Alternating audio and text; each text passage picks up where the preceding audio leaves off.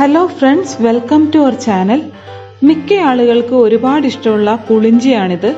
പുളിഞ്ചി എന്നല്ല ശരിക്കുള്ളതിൻ്റെ പേര് എലന്തായ് എന്നാണ്.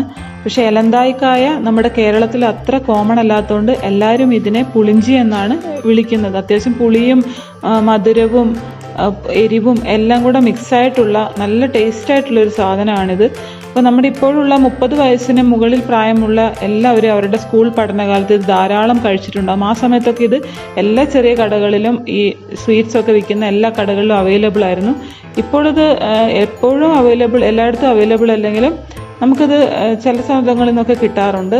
അപ്പോൾ നമ്മൾ ആ പഴയ ഓർമ്മയിൽ നമ്മളതെല്ലാം എല്ലാവരും മിക്കവരും വാങ്ങിച്ച് കഴിക്കാറുണ്ട്. ഞാനൊക്കെ എപ്പോൾ കണ്ടാലും ഇത് വാങ്ങിച്ച് കഴിക്കാറുള്ളതാണ്. അപ്പോൾ നമുക്കിത് വീട്ടിൽ ഇതേ സെയിം ടേസ്റ്റിൽ തന്നെ നമുക്കിത് പ്രിപ്പയർ ചെയ്യാൻ പറ്റും വളരെ ഈസി ആയിട്ട്. അപ്പോൾ അതിൻ്റെ വീഡിയോ ആണ് ഞാൻ ഇന്ന് നിങ്ങളോട് ഷെയർ ചെയ്യാൻ പോകുന്നത്. അതിനു മുമ്പ് ഫ്രണ്ട്സ്, നിങ്ങൾ ആദ്യമായിട്ടാണ് എൻ്റെ ഈ ചാനൽ കാണുന്നതെങ്കിൽ ദയവായിട്ടൊന്ന് സബ്സ്ക്രൈബ് ചെയ്യണം. അതിനടുത്തുള്ള ബെല്ലൈക്കൺ എൻ്റെ പുതിയ വീഡിയോസിൻ്റെ നോട്ടിഫിക്കേഷൻസിനായിട്ടൊന്ന് ക്ലിക്ക് ചെയ്ത് അതിൽ ഓൾ എന്നൊരു ഓപ്ഷൻ കൂടി ഒന്ന് സെലക്ട് ചെയ്ത് വെക്കണം. അപ്പോൾ നമുക്ക് വീഡിയോയിലേക്ക് പോവാം. അപ്പോൾ ഫ്രണ്ട്സ്, ഇതാണ് എലന്തായക്കായ. അപ്പോൾ ഇത് സാധാരണ തമിഴ്നാട്, കർണാടക ഭാഗത്തൊക്കെയാണ് കൂടുതലുണ്ടാകുന്നത്. കാട്ടിലൊക്കെ ഉണ്ടാകുന്നൊരു മരമാണ്. കേരളത്തിൽ അതത്ര കോമൺ അല്ല. അപ്പോൾ ഞാൻ ഈ ഒരു എലന്തായ്ക്കായ ഉപയോഗിച്ചാണ് നമ്മൾക്ക് ഏറ്റവും ഇഷ്ടമുള്ള പുളിഞ്ചി ഉണ്ടാക്കുന്ന കാര്യം തന്നെ ഇപ്പോൾ ഈ അടുത്ത കാലത്താണ് അറിയുന്നത്. അപ്പോൾ ഇത് എന്ത് കായ ഉപയോഗിച്ചാണെന്ന് അപ്പോൾ ആ സമയത്തൊക്കെ ചിന്തിച്ചിട്ടുണ്ട്. അപ്പോൾ നമ്മൾ കടിച്ച് തുപ്പുമ്പോൾ ഒരു കാ പോലെ ഒരു സാധനം കാണാറുണ്ട്. അപ്പോൾ അത് എലന്തായ്ക്കായാണ്.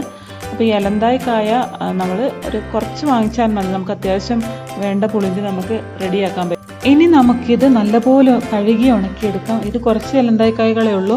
നന്നായിട്ട് കഴുകി ഈർപ്പം വലിഞ്ഞ് കിട്ടുന്നതിനായിട്ട് നമുക്കൊരു ടിഷ്യൂ പേപ്പറിലേക്ക് ഇത് നിരത്തിയിടാം. ഇനി ഇത് പ്രിപ്പയർ ചെയ്യുന്നതിനായിട്ട് നമുക്ക് ആവശ്യമുള്ള സാധനങ്ങൾ എടുത്ത് വയ്ക്കാം. ഇവിടെ നമുക്ക് എരിവും പുളിയും അല്ലെങ്കിൽ മധുരമൊക്കെ നമുക്ക് ആവശ്യത്തിനാണ്, നമുക്ക് ഇഷ്ടം അനുസരിച്ചിട്ടാണ്.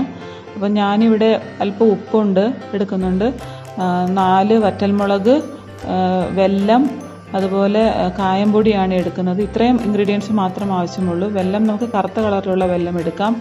കറുത്ത കളറിലുള്ള വെല്ലമാകുമ്പോൾ നമ്മൾ മേടിക്കുന്ന പുളിഞ്ചിയുടെ കറുത്ത കളറാണ്, അത് സെയിം വരും. ഇപ്പം എൻ്റെ കയ്യിൽ ഇത് മാത്രമേ ഉള്ളൂ, അതുകൊണ്ട് ഈ വെളുത്ത കളറിലുള്ള വെല്ലം ഞാൻ എടുക്കുന്നു. ചക്കര അങ്ങനെ എന്ത് വേണമെങ്കിലും നമുക്ക് ഇതിൽ ആഡ് ചെയ്യാം. ഇപ്പം എൻ്റെ കയ്യിൽ വെല്ലമാണുള്ളത്, അതുകൊണ്ട് ഞാൻ വെല്ലം എടുക്കുന്നു.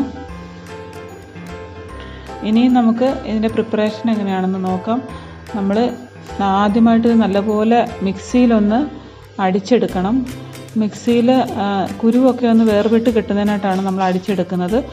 നമ്മൾ വാങ്ങിക്കുന്ന എലന്തായിൽ കുരുവോടെയാണ് കിട്ടുന്നത്. പക്ഷേ കഴിക്കാൻ എളുപ്പത്തിന് ഇതിൻ്റെ കുരു നീക്കം ചെയ്യുന്നതായിട്ട് ജസ്റ്റ് ഒന്ന് മിക്സിയിൽ അടിച്ചെടുക്കാം. ഇപ്പോൾ ഇതിൻ്റെ കുരു നമുക്ക് സെപ്പറേറ്റ് ഇതിൽ നിന്ന് വേർതിരിച്ചെടുക്കാം. അല്ലെങ്കിൽ നമ്മൾ കുരുവോടെ കഴിക്കുമ്പോൾ നമുക്ക് കുറച്ച് ബുദ്ധിമുട്ടായതുകൊണ്ട്, പക്ഷേ കുരു ഇഷ്ടപ്പെടുന്നവർക്ക് കുരുവോടെ തന്നെ കഴിക്കാം. ഇനി നമുക്ക് മിക്സിയിലേക്ക് നമ്മൾ എടുത്തു വെച്ച ഇൻഗ്രീഡിയൻസ് എല്ലാം, വറ്റൽമുളക്, അതുപോലെ മറ്റുള്ള ഇൻഗ്രീഡിയൻസ് ആയിട്ടുള്ള വെല്ലം, ഉപ്പ്, കായം ഇവയൊക്കെയാണ് ചേർക്കേണ്ടത്. കായംപൊടി നമുക്ക് ഒരു അര ടീസ്പൂൺ തന്നെ വേണമെന്നില്ല, അത്രമാത്രം മതി. ഒരു അര ടീസ്പൂൺ ഇവിടെ ഇട്ട് കൊടുക്കുന്നുണ്ട്.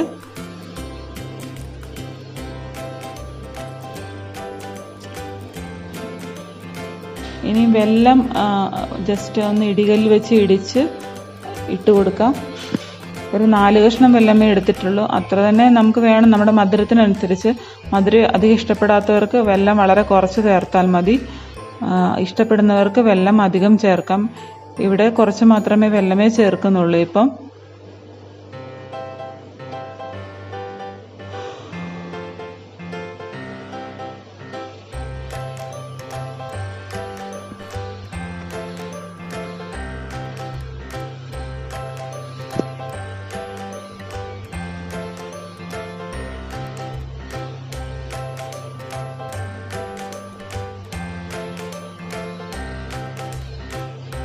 ഇനി നമുക്ക് ആവശ്യത്തിനുള്ള ഉപ്പും കൂടെ ചേർത്ത് കൊടുക്കാം. ഉപ്പൊക്കെ നമ്മുടെ പാകത്തിനാണ് നമ്മൾ ചേർക്കേണ്ടത്. ഇനി നമ്മൾ മിക്സിയിൽ അടിച്ച് കുരുവൊക്കെ മാറ്റി വച്ചിരിക്കുന്ന എലന്തായ്ക്കായ നമുക്ക് ഇതിലേക്ക് ഇട്ട് കൊടുക്കാം. ഇത് ഒരുമിച്ച് മിക്സിയിൽ നല്ലപോലെ അടിച്ചെടുക്കാൻ വേണ്ടിയിട്ടാണ്.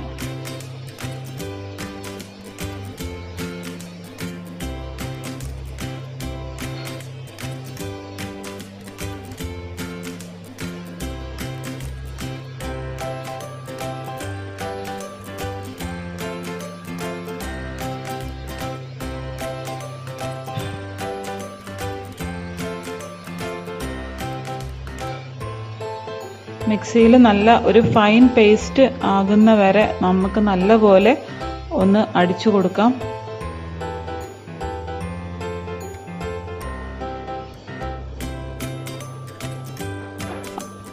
ഇപ്പോൾ ഇത് നല്ലൊരു ഫൈൻ പേസ്റ്റ് ആയിട്ടുണ്ട്.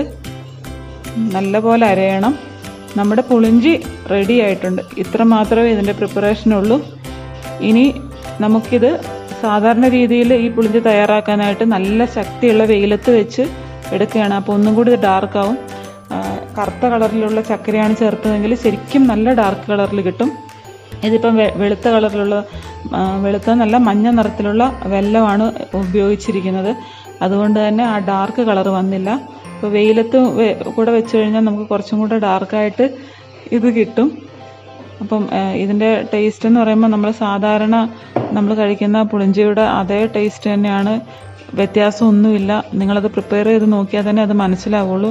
അത്രയ്ക്കും നമുക്ക് ആ സാമ്യമുള്ള അതേ ടേസ്റ്റാണ്. വളരെ ഈസി ആയിട്ട് നമുക്ക് പ്രിപ്പയർ ചെയ്യാം. ഇപ്പം ഇത്രയും പുളിഞ്ചി തന്നെ നമുക്ക് കുറേ ദിവസങ്ങളിൽ കഴിക്കാനുള്ളതുകൊണ്ട് അപ്പം നിങ്ങൾ തയ്യാറാക്കി നോക്കുമ്പം ആ കറുത്ത ചക്കരയിട്ട് തയ്യാറാക്കുകയാണെങ്കിൽ ശരിക്കും അതേപോലുള്ള ആ ഒരു കളർ വരുന്നത് കാണാം.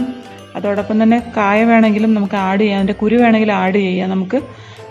അപ്പം അത് ബ്രോക്കണായിട്ട് അങ്ങനെ കിടക്കുന്ന ഒരു ഫോമിലാണ് നമുക്ക് കിട്ടുന്നത്. അപ്പം നിങ്ങൾക്ക് ഈ ഒരു വീഡിയോ ഇഷ്ടപ്പെട്ടെന്ന് തന്നെ വിചാരിക്കുന്നു. ഇഷ്ടപ്പെട്ടെങ്കിൽ ഇത് ലൈക്ക് ചെയ്യണം, ഷെയർ ചെയ്യണം. നിങ്ങൾ ഈ ചാനൽ ആദ്യമായിട്ട് കാണുന്നെങ്കിൽ സബ്സ്ക്രൈബ് ചെയ്ത് സപ്പോർട്ട് ചെയ്യണം. പുതിയൊരു വീഡിയോയുമായിട്ട് നമുക്ക് ഇനി വരും ദിവസങ്ങളിൽ കാണാം. Thanks for watching.